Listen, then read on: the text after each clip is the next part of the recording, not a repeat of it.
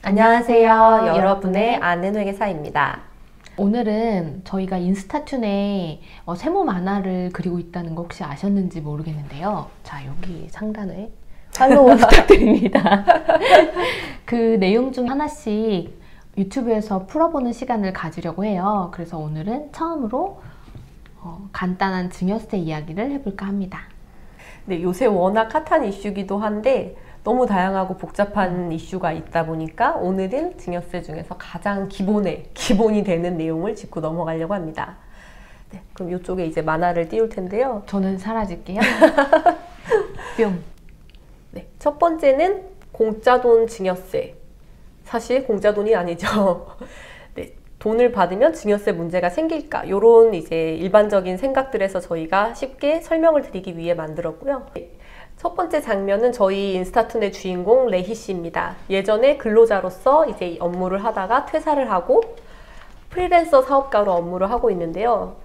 요 레희 씨는 서울 근교에 살면서 업무 때문에 계속 이제 서울로 왔다 갔다 할 일이 많은 분이십니다.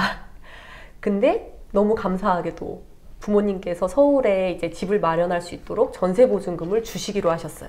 안 갚아도 된다고 하네요. 안 갚아도 되는 돈이 증여입니다. 네. 일단 예의가 바르니까 감사히 인사부터 드리고, 아무래도 저희는 감사한 마음이 들지만 그 다음에 회계사니까 세금 이슈를 생각을 해야겠죠. 레이 씨도 뉴스 검색을 많이 하셨나 봐요. 증여받은 자금으로 취득했을 때 증여세, 조부모에게 증여받은 증여세, 이런 검색을 많이 하다 보니 이제 부모님께 받은 돈에 대한 세금 문제가 걱정되고 있습니다. 그래서 누군가한테 갚지 않아도 되는 뭔가를 받았다 하면 증여세를 고민하시게 되는데요. 다음 장에 보시면 이제 옛날에 노란머리였던 노란머리 회계사가 등장을 하게 됩니다. 네, 그래서 예전에 노란머리였던 노란머리 회계사가 나와서 증여세에 대해서 설명을 해주게 됩니다. 여기 가운데 있는 복잡하고 많은 글씨가 상증세법상에 있는 증여의 정의인데, 간단하게 보시면 뭐 명칭, 형식, 목적과 상관없이, 그리고 또 직접 또는 간접적인 방법으로 다른 사람에게 무상으로 유형이나 무형의 재산을 이전하거나 혹은 현저히 낮은 대가로 주는 경우, 그 타인의 재산 가치를 증식시키는 경우에 이것을 증여라고 말하고 있습니다.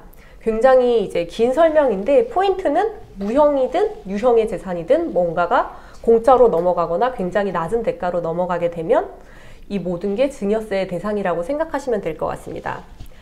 그 다음으로 많은 분들이 조금 헷갈려 하시는 게 증여자랑 수증자에 대해서 이제 용어를 헷갈려 하시더라고요. 그래서 증여자는 재산을 뭔가 주는 사람, 그리고 수증자는 받는 사람, 그리고 이때 증여세 납세 의무는 뭔가의 이익을 취하는 사람이니, 즉 뭔가 이득을 받는 사람, 수증자가 증여세의 납세 의무자가 되게 됩니다. 그 다음에는 가장 기본적인 증여세 세율에 대해서 말씀드리겠습니다. 보통 뉴스기사 보시면 증여세가 뭐 50%, 재산을 받으면 절반이 증여세, 이런 말들을 많이 보시게 되는데, 사실은 증여세율이 뭐 50% 이런 건 아니고요. 보시는 것처럼 금액 구간별로 단계별로 세율이 달라지게 됩니다. 그러면 예를 들어 제가 1억을 받는다. 너무 좋겠네요. 1억을 받게 되면 증여세가 얼마일까? 이 구간을 보면 10% 적용되니까 1,000만 원인가 라고 생각할 수가 있는데, 요것도 이제 사실은 다른 것들을 같이 고려를 해야지 증여세를 계산을 할 수가 있습니다. 그래서 다음 장을 보시면 제가 열심히 그린 부분인데, 혹시 이런 자극적인 썸네일 많이 보셨을 것 같아요. 증여세 영원 실화인가? 혹은 증여세 공짜로 재산을 받는 방법, 이런 류의 내용들이 굉장히 많은데, 사실 이 내용들이 대부분 증여재산 공제에 대한 얘기입니다. 그래서 증여재산 공제가 뭐냐 해서 보시면, 보통 이제 누군가에게 살아가면서 재산을 받는 일들이 없을 수는 없기 때문에 어떤 뭔가를 받았을 때 일부는 공제를 해주고 세금을 낼 수 있도록 하는 제도입니다.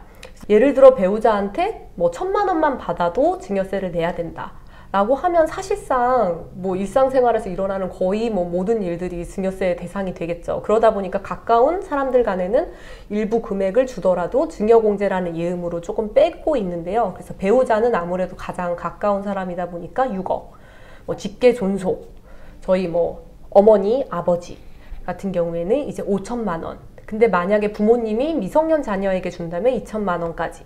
그리고 직계 비속, 자녀에게 뭔가를 준다면 그때는 5,000만 원까지 공제를 하고, 그 외에 6촌 이내의 혈족, 4촌 이내의 인척, 이런 분들에게 재산을 받거나 한다면 1,000만 원까지는 공제를 해주고 있습니다.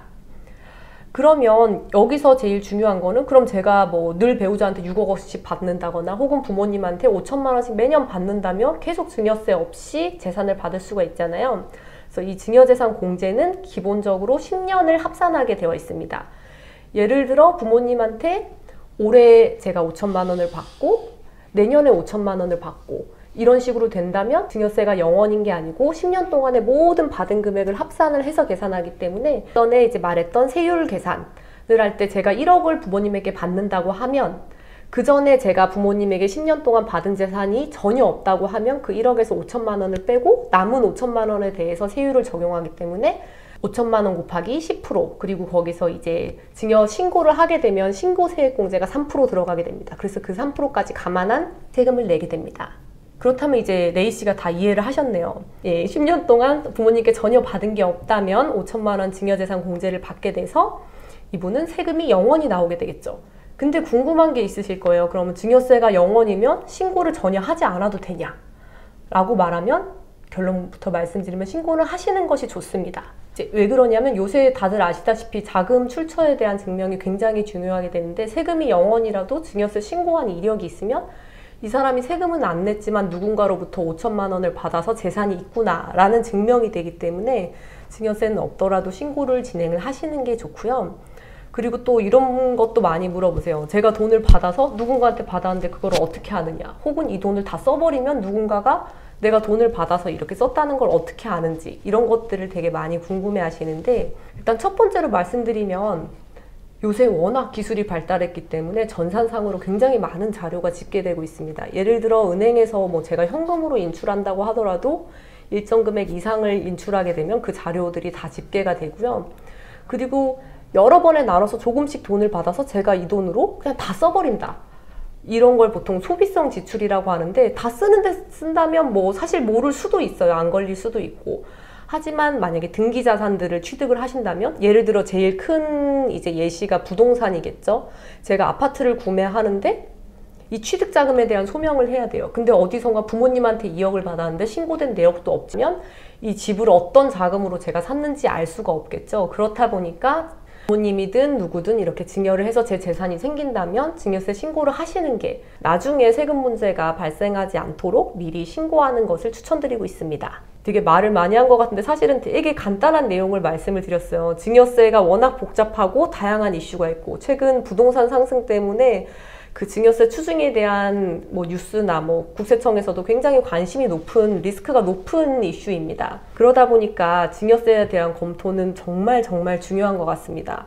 특히나 증여세는 가산세에 대한 부담도 엄청나게 크기 때문에 사실 절세하는 방법은 법의 테두리 안에서 공제받을 수 있는 거 공제받고 적정한 시가를 산정해서 증여세를 내는 것이, 그리고 가산세 부담을 줄이는 게 증여세 자체를 줄일 수 있는 방법이라고 생각이 됩니다. 오늘은 증여세의 가장 기초적인 개념에 대해서 알아봤습니다. 근데 거래 관계가 복잡하고 금액도 매우 크다면 정말 꼭 전문가의 상담이 필요합니다. 지금까지 여러분의 아는 회계사였습니다. 안녕!